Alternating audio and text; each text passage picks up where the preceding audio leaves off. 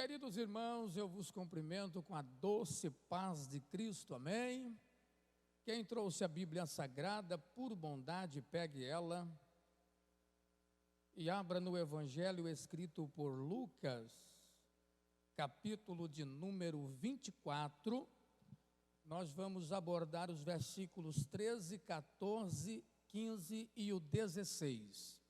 Evangelho escrito por Lucas, capítulo 24, a partir do versículo 13. Enquanto você localiza o texto, eu tributo a Deus, a Ele toda a honra, toda a glória e todo o louvor. Eu posso ouvir um amém? Minha fala de gratidão na tribuna se estende ao pastor desta igreja, nosso pastor Carlinho, também o pastor Adriano. Que Deus em Cristo continue abençoando grandemente vocês, amém? Muito obrigado pela oportunidade que foi me concedido nesta noite. Saudando os nossos pastores, eu saúdo todo o corpo de obreiro da casa. Queridos, Lucas capítulo 24, quem localizou, diga eu. Eu falei para o pastor Adriano, pastor Carlinho, que toda vez que eu prego aqui chove. É sério, né, pastor Sérgio? Chove, né? E é assim mesmo, não tem problema, né? Mas a casa está repleta da presença de Deus. Eu fico feliz também em ver os atletas. É a segunda vez, é o segundo culto que eu estou ministrando que eles entram. Eu estava ministrando aqui no Monte Alegre e só eles encheu a igreja. Tiramos bastante foto no final do culto, foi uma bênção de Deus. Que Deus abençoe vocês, amém? Evangelho de Jesus, escrito por Lucas, capítulo 24, versículo 13, diz assim: Nesse mesmo dia, ia dois deles para uma aldeia chamada Emaús, que era distante de Jerusalém 60 estádios. Iam falando entre si de tudo o que havia acontecido. E indo eles falando entre si e fazendo perguntas um ao outro, o próprio Jesus se aproximou e ia com eles. Eu vou parar a leitura para que você repita as minhas palavras. Isso é importante. Eu quero que você diga: o próprio Jesus se aproximou do crente. Diga assim: o mesmo. Agora eu continuo a leitura. Versículo 16. Porém os olhos deles estavam como que fechados, de sorte que não o reconheceram. E você senta dando glória a Deus.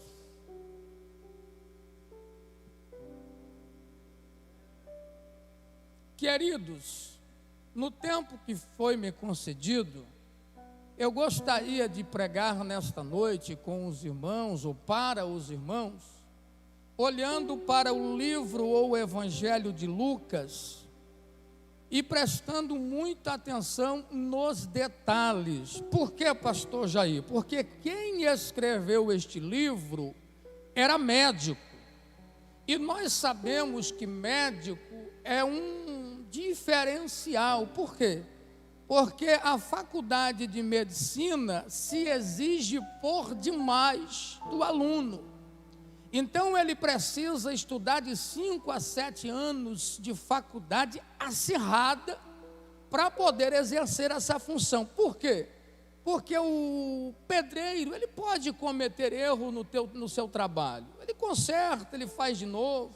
O carpinteiro, a mesma coisa, pode errar, ele conserta, faz de novo. O pintor, mas o médico não pode errar. Porque se o médico errar, só tem dois viés: ou vai haver óbitos ou sequelas irreversíveis. Então o médico estuda demais, presta muito atenção nos detalhes para que ele possa ser bem sucedido. E quem estudou um pouquinho sobre a biografia de Lucas sabe que ele não era qualquer médico. Por quê? Porque ele foi rotulado Lucas, o médico amado. Então certamente, se ele galgou este patamar amado, ele exercia a sua função com um dinamismo É invejável quando o paciente entrava na porta do seu consultório, ele com um sorriso bonito, chamava pelo nome, perguntava como é que estava a saúde, e assim ele vai exercendo essa função, chegando a ser rotulado como médico amado. E dentro desses detalhes, olhando para este evangelho, nós descobrimos, olhando para essas escritas, que ele apresenta a igreja em 2 momentos. Quantos momentos? Ou seja, Lucas começa a escrever o seu evangelho apresentando o cenário da igreja, que são 2, pelo menos na minha interpretação. O primeiro cenário que Lucas começa a descrever, apresentando a igreja, é uma igreja vivenciando na íntegra milagres feito, operado por Jesus, e a igreja presente, pastor Adriano. Ou seja, Jesus cura o enfermo e a igreja está olhando, vivenciando este milagre. Jesus abre o olho de cego, pastor Sérgio Travasso, e a igreja está vendo. Jesus, ele ressuscita a menina ou o menino, e a igreja está vendo. Este é o primeiro cenário que Lucas está apresentando. Está dizendo assim: Jesus está fazendo milagre, a igreja está vendo. Mas eu vou melhorar para você.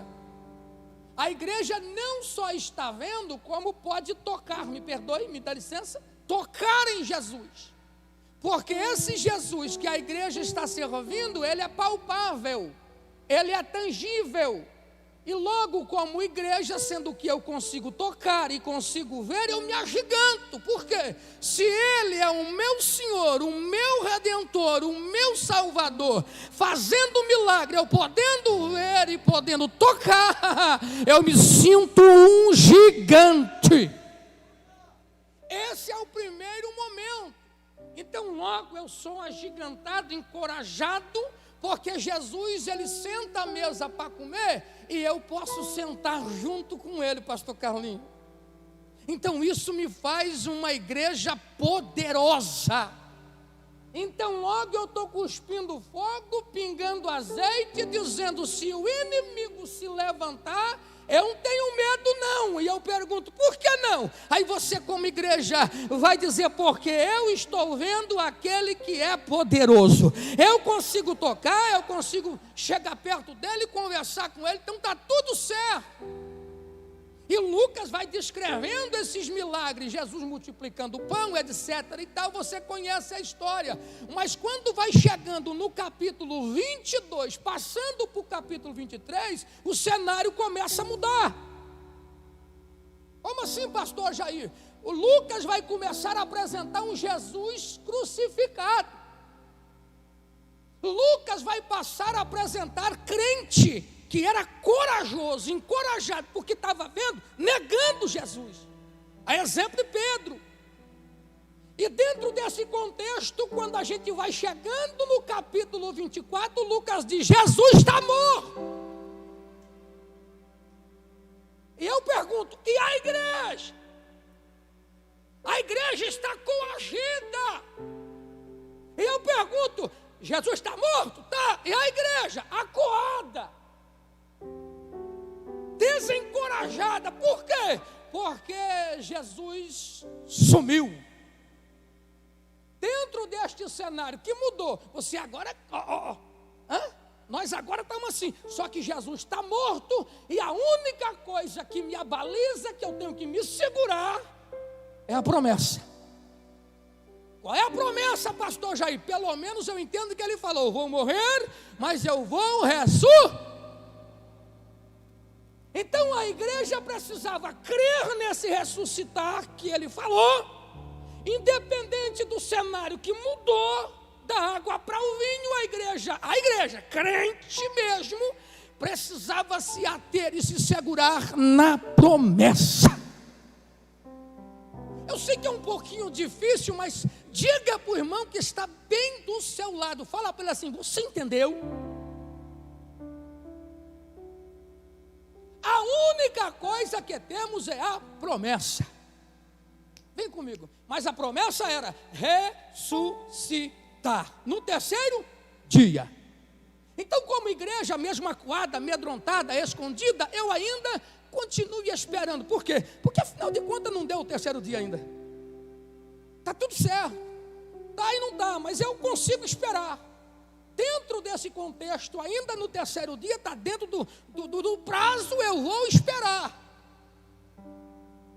E esse silêncio começa a manifestar crente de um tipo, crente de outro tipo, e eu descubro quem eu sou.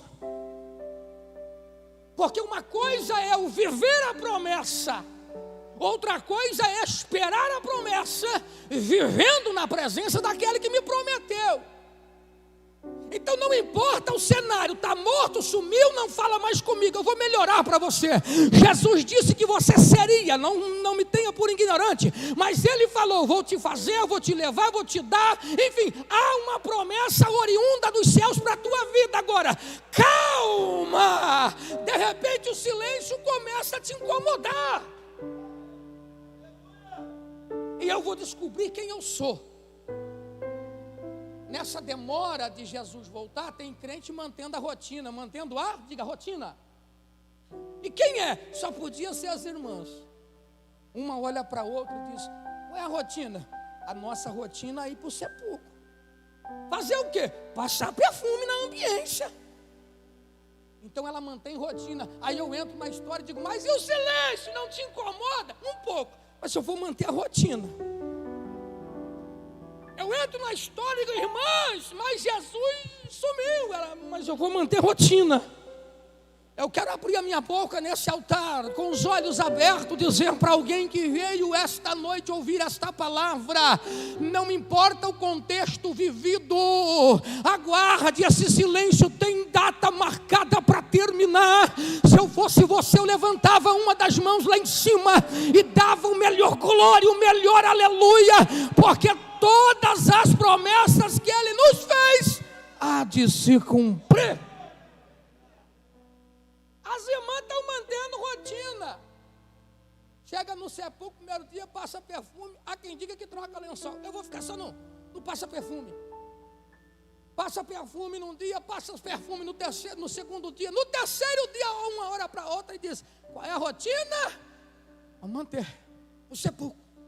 Eu vou melhorar. Qual é a rotina? Ir para o culto. Quinta da vitória, está chovendo, ele está no silêncio, a coisa não está boa. E a mulher olha para o marido e diz, mantém a rotina? Não tem dinheiro para pagar a prestação do carro. A mulher olha e diz, mantém a rotina? Culto da vitória, buscar milagre, manter a rotina é importantíssimo. Agora, no terceiro dia, uma olha para a outra e diz, é hoje. Ele prometeu e hoje é o terceiro dia. É hoje.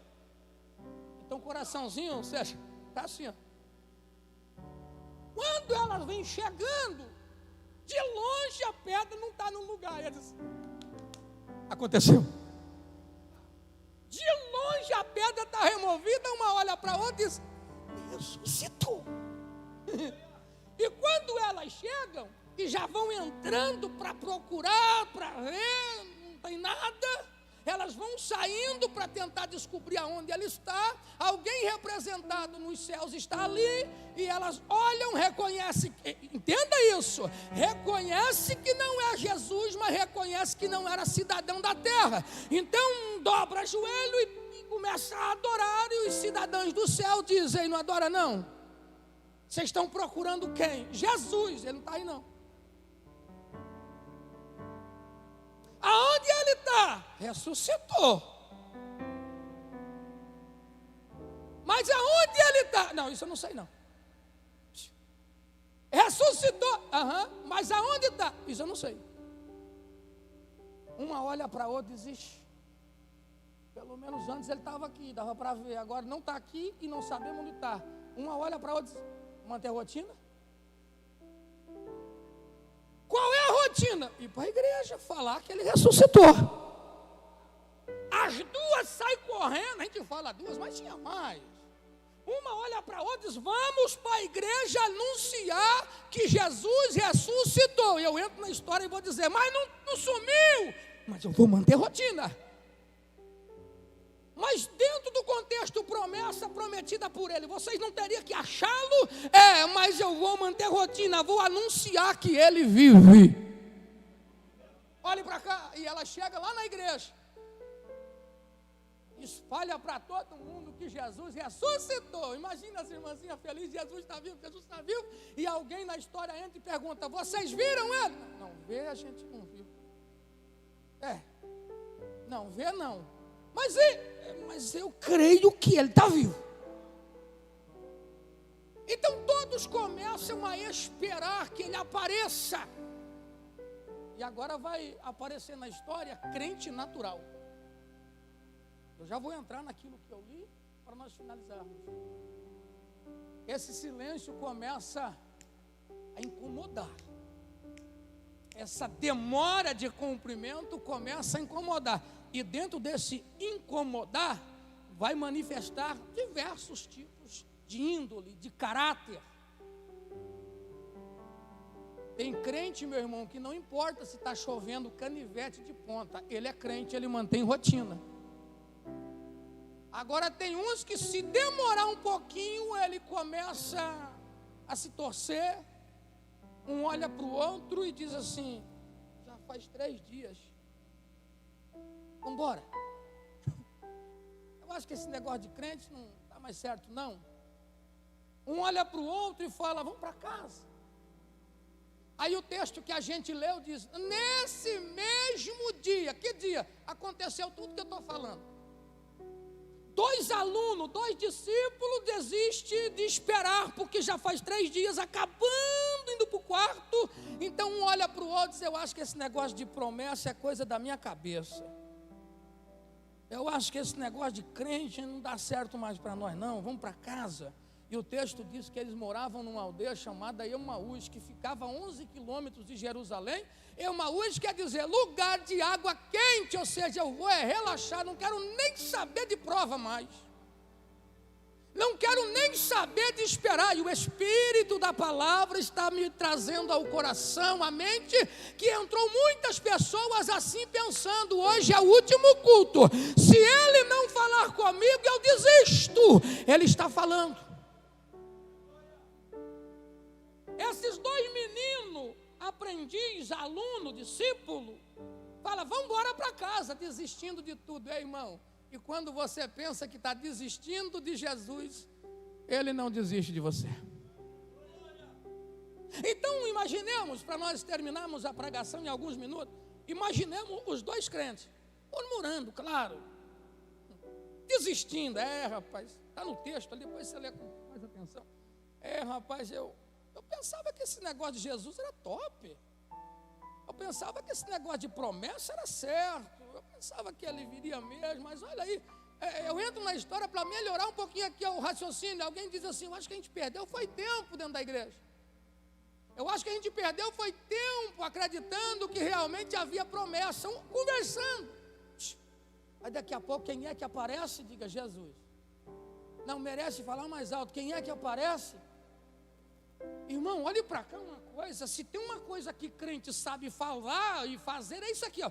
Eita, eu estou sentindo a presença de Jesus. Mas Jesus aparece e crente, discípulo, obreiro da escola dominical, é aluno, não consegue assimilar, sentir o perfume, o cheiro. É de preocupar, sim ou não? Mas por que será que esse texto está na Bíblia? Sendo que se Jesus se aproximar de nós aqui, como já se aproximou em determinado momento, a igreja sente, a igreja chora, a igreja exalta. Mas como é que Jesus se aproxima de crente e crente continua andando como se nada tivesse acontecido ou está acontecendo? Aí Jesus se aproximou e nada de crente sentiu. Ele: irmão, não adianta. Eu posso falar até meia-noite. Depende de você. Mateus 18 e 20, está claro que aqui ele está. Alguém veio no nome dele? Então só depende de você. Mas que culto ruim, o culto não é para ti, o culto é para ele. Então você precisa entender o seguinte: entrou no templo, eu vou pegar milagre, eu vou sentir Jesus, eu vou sair regozijando. Agora, ele se aproxima e crente não percebe. Aí Jesus que não desiste, olhe para cá por favor. Jesus que não desiste, além de se aproximar, pastor Sérgio Travasso, Jesus começa a caminhar com o crente. Irmão, a coisa estava tão feia que Jesus começa a caminhar com crente e crente não percebe que é ele. Eu vou melhorar para você. Eu estou 23 anos casado com a irmã Andréia. Eu vou melhorar. Ó, ela fala para mim assim: vai na padaria comprar pão que vai chegar a visita. Eu vou na padaria, encontro o pastor Sérgio, nós começamos a conversar e atrasa com o pão. E ela se preocupa, vai sair no portão. De repente eu despeço o pastor Sérgio, estou vindo para casa com o pão. Lá de longe ela vai dizer para as minhas filhas: pai está vindo. Pergunte por quê?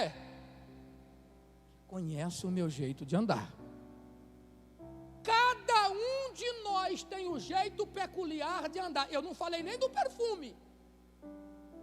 Quem passa tempo, eu estou 23 anos casado, 25 anos juntos, já namorando, noiva, 25 anos, a gente conhece o cheiro. Jesus deixou esse texto escrito, pastor Carlinhos, para dizer que o problema aqui não é ele, o problema é a intimidade que está faltando. Eu vou abrir um parênteses. Eu sei que aqui tem pessoas formadas em teologia, eu tenho formação, mas não tão graduada. Mas escute isso aqui: alguns teólogos desinformados vão dizer: ô pastor Jair, mas é que Jesus sofreu mutação, metamorfose. Aí eu entro no texto e digo: por que eu fiz a introdução dizendo que quem está falando que Jesus é o mesmo era médico? E a igreja repetiu comigo: quem está se aproximando não sofreu alteração genética. Lucas é médico e está dizendo: é o mesmo, é o mesmo. O problema é crente, não é ele não muda. Ó, a minha esposa conhece o meu jeito de andar. Todos nós temos um jeito peculiar de andar, sim ou não? Tem uns que andam elegante, outros deixados, mas todos nós, a nossa esposa conhece o nosso andar, o esposo conhece o andar, ou seja, quem convive, alguém já está entendendo onde eu vou chegar, quem tem convivência e intimidade, meu irmão, sente o cheiro e diz: ele está aqui. Quem tem convivência e intimidade pode estar vivendo um caos na vida. Ele vai olhar e dizer: eu sinto o cheiro dele, eu sei que ele está caminhando comigo. Primeiro, se aproxima e não é notado, caminha e não é percebido. Aí Jesus vai mais além. Sabe o que ele faz? Ele vai falar com os meninos. Ou seja, vai usar o timbre de voz. E é único também.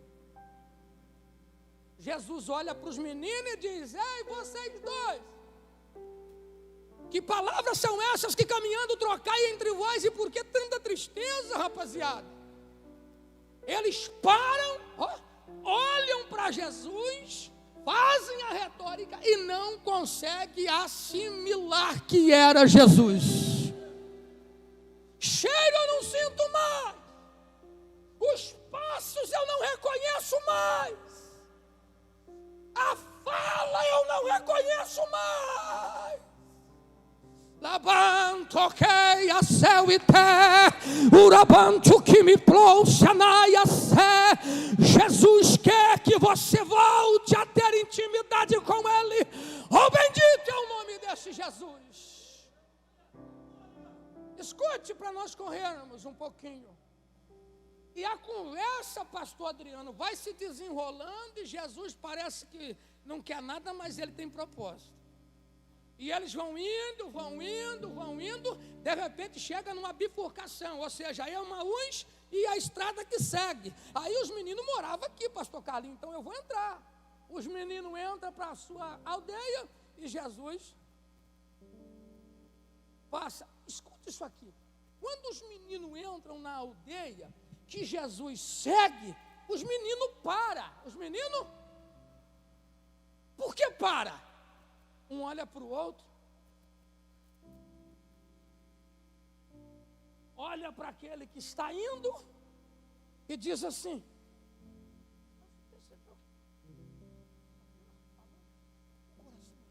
esta glória. Meu irmão, você pode estar desistindo de tudo, enquanto ele não desiste de você, queima. Você entra aqui, você pode estar desistindo de tudo, você chora. Aí, escute, os meninos falam: rapaz, parou de queimar. Então olham para ele e dizem: ei, o senhor vai para onde? Jesus falou: não, o senhor vai lá para casa. Escute isso aqui. Por quê? Eu pergunto, por quê? Eles vão olhar e vão dizer: porque já se faz tarde. O costume deles era nenhum peregrino. Peregrino não é andarilho. É quem vem para adorar, quem vem para as festas judaicas. Então vem com aquele rótulo, com aquela roupa. Os meninos olham para ele e dizem: você é peregrino aqui. E a nossa cultura, nenhum peregrino dorme na rua. Você vai lá para casa. Jesus diz: eu pensei que não ia chegar essa hora. Quando eles entram, eu vou puxar o freio de mão para me voltar, que eu ainda tenho alguns minutinhos, ó. Puxa o freio de mão. Deixa os meninos preparando a comida. E deixa Jesus assim, olhando a cortina, olhando o cenário da casa, porque ela é visita. E vamos procurar saber por que eu estou daltônico. Vamos procurar saber por que eu não estou mais sensível. Vamos procurar saber, pastor Sérgio Travassos, por que esses dois estão com o olho fechado. Está nas entrelinhas dos detalhes. É por isso que eu disse: Lucas é detalhista. E se tem uma coisa que crente perde a essência, é essa aqui, ó. Eles cometeram 5 erros. Quantos erros? Eu não vou falar de todos, mas vem comigo. Se tem uma coisa que deixa crente cego, insensível, é isso aqui. Há uma promessa sobre o crente. Que promessa, pastor Jair? Olha, escuta. Ficai em Jerusalém. Diga para o irmão do lado: não é para sair. Eu vou melhorar. Cada um de nós aqui temos um espaço geográfico de atuação. Não adianta pastor Jair querer cantar, vai correr com toda a igreja. Exemplo. Não adianta você querer trocar de casa, de bairro, de cidade, de carro, sem a permissão e a direção dele. Não é para sair de Jerusalém. O que é que eles fazem? Vão sair. Vão para Emaús? Ou seja, eu estou 11 quilômetros fora da direção de Deus. O dia que Deus achou Davi no campo e ungiu na casa do pai, e o Espírito do Senhor soprou no ouvido de Davi e falou: volta para o campo. Fica 22 anos lá.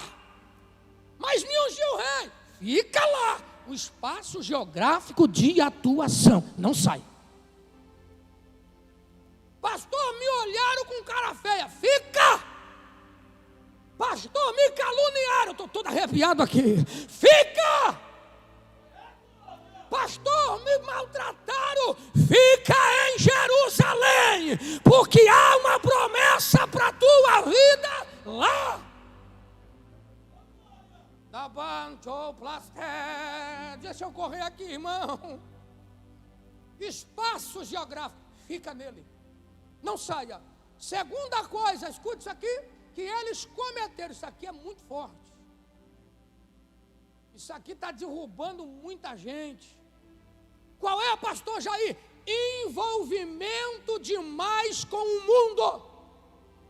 Como assim, pastor Jair? Está no texto. Jesus pergunta: ei, vocês, qual é as ideias? Melhorando aqui. Qual é as ideias? E eles começam a falar de tudo. E, se fosse hoje, o Big Brother, o Paredão, a Fazenda, o Flamengo, o Corinthians, o Neymar, e vai Copa do Mundo, e vai, fala de tudo, sabe de tudo. E eu pergunto: quantos livros a Bíblia. Ah, pastor, isso eu não sei, eu não tenho teologia. Sabemos de tudo que acontece na terra, mas pergunta quais são os dias de culto da tua igreja. Não sei. Jesus está dizendo neste texto, gente, o problema não sou eu sou o mesmo. O problema são vocês que mudam demais. Eu falo para ficar, vocês não ficam. Eu falo para não se envolver, vocês se envolvem. Envolvimento demais com este mundo nos torna cego, insensível, e não reconhecemos mais quando ele fala. E o diabo, ele não brinca de ser diabo, não estou enaltecendo ele aqui não, mas esse aparelho celular com essas redes sociais, meus irmãos, tem crente que você está conversando com ele, não desgruda do zap, ele não desgruda do celular. O texto está dizendo, para de se envolver um pouquinho com o mundo, leia a Bíblia, fala um pouco comigo, vá mais para a igreja, porque quando você se envolve com os céus, é muito fácil me sentir e assimilar o timbre da minha voz.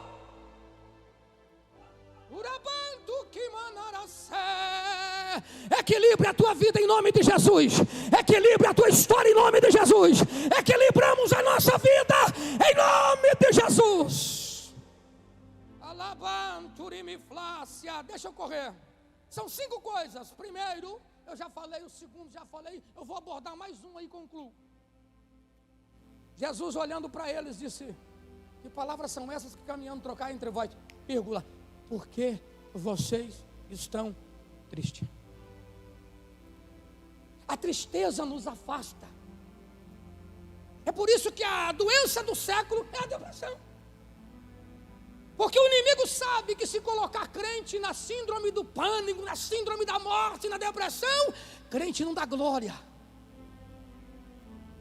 Tem dia que você acorda, não quer abrir a loja, não quer dirigir o carro, não quer sair do quarto, e está tudo bem, só que você não entende essa nuvem negra. Eu entendo, é o inimigo de batalha dizendo: eu vou te entristecer, porque se você estiver triste, você não canta, você não adora, você não acredita. Eu venho nesta noite como boca de Deus, a gente vai lutar contra a angústia, a gente vai lutar contra a tristeza, e quando ele falar no culto, no carro, na cozinha, no quarto, eu vou sentir a presença dela. Quem pode levantar uma das mãos para adorar? Se eu fosse você, eu adorava. Deixa eu correr.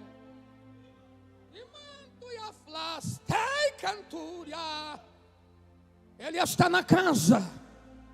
Quer ver uma coisa? Eu ressaltei aqui 3 coisas que não podemos fazer. Deixa eu concluir. Eu quero voltar. Escuta isso aqui. Jesus está dentro da casa. Lembra que nós deixamos eles lá? Os meninos chegam com a comida, olha para Jesus e diz: está pronto. E é normal, crente em casa de crente, quem ora é a visita. Então os meninos olham para Jesus e falam: o senhor pode orar? Jesus vai orar. Jesus pega o pão, ora pelo pão, entrega pão para crente olha e diz: ele!